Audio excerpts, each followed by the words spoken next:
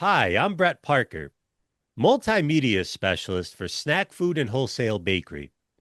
And today we're showcasing Embassy Ingredients, who are helping commercial bakeries bring the viral dirty soda trend beyond the beverage aisle by launching a new lineup of dirty soda inspired flavors, including cola, cherry cola, root beer, orange soda, and grape soda, developed specifically for commercial bakery applications such as donuts, cakes, muffins, cookies, icings, fillings, and more. Here to discuss this is Martino Brambilla, president of Embassy Ingredients. Martino, thank you so much for joining us today. No, it's a pleasure, Brett. And you know what? Your introduction was so good. You almost answered all the questions. I hope not. We'll dig a little bit deeper here. But I actually am curious of what inspired Embassy Ingredients to bring the dirty soda trend specifically into commercial bakery products. Here we're a little bit different as a flavor company. We specialize only in bakery, but 99% of all the flavors that we manufacture go into the baking industry, whereas most flavor companies go into the beverage industry because it uses so many more flavors than bakery.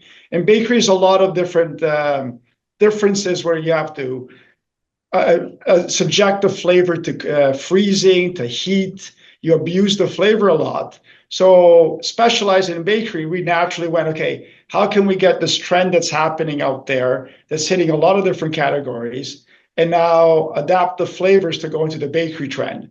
Everything from icings to donuts to inside the baked good and outside in the decoration. Now, I know in my introduction, I mentioned a lot of bakery products that gel with these ingredients, but I was curious if you feel there was one that works the best with the soda inspired flavors. Like, was there one concoction that you really thought we're onto something here? What really rocked it was on the donuts. We're working on soda flavors, not only flavoring the donut itself, but also having great ideas on the icings. So you can flavor icings any way you want, and you can really use all the nostalgic flavors and all the dirty soda flavors. And we made a great cola donut. We're doing great root beer donuts and so on. And it really brings back memories when you're eating into it, and it really tastes like the cola that you remember. And it's a lot of fun doing those, and it's a weakness of mine when I'm walking by the R&D area, and all these freshly fried donuts are coming off, and they're dipping them in these icings. It's hard not to indulge when you're walking by.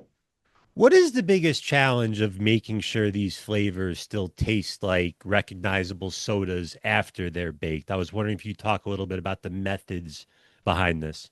Well, it's you know what, we have a lot of flavors and staff that really do this day in and day out. And if we're flavoring something, let's say root beer, and if we want to flavor the batter as root beer and also the icing, sometimes it's a different flavor that we have to use to give the same taste because the icing is not going to be subjected to the same heat as the donut is. It's not getting fried. So we really adjust the flavor to the sweetness of the product, to the tolerances of what it has to do for freezing. So a lot of our customers need 9 months shelf life in the freezer.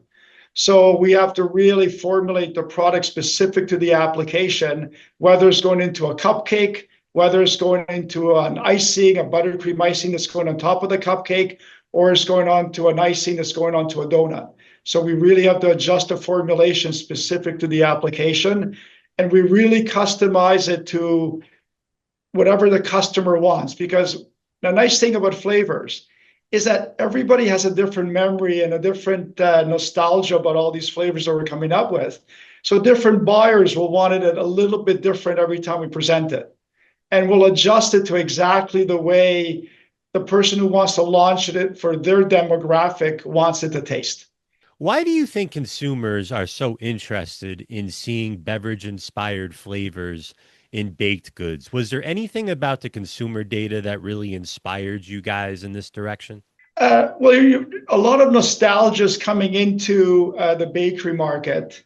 Like I think we were talking just before the session is that I was reading that Crumble came out with a dirty soda drink, and it's got the same calories as 13 Krispy Kreme donuts. So you know what? You got to be younger than me to go through that one. Mm-hmm.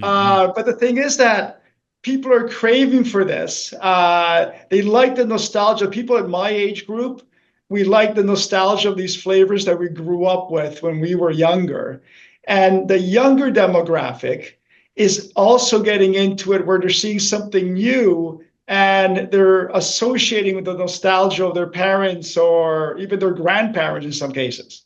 I'm curious about whether dirty soda flavors could become a lasting bakery trend or if it just becomes more of a short-term craze. Like, what do you think it takes for something to become a lasting bakery trend?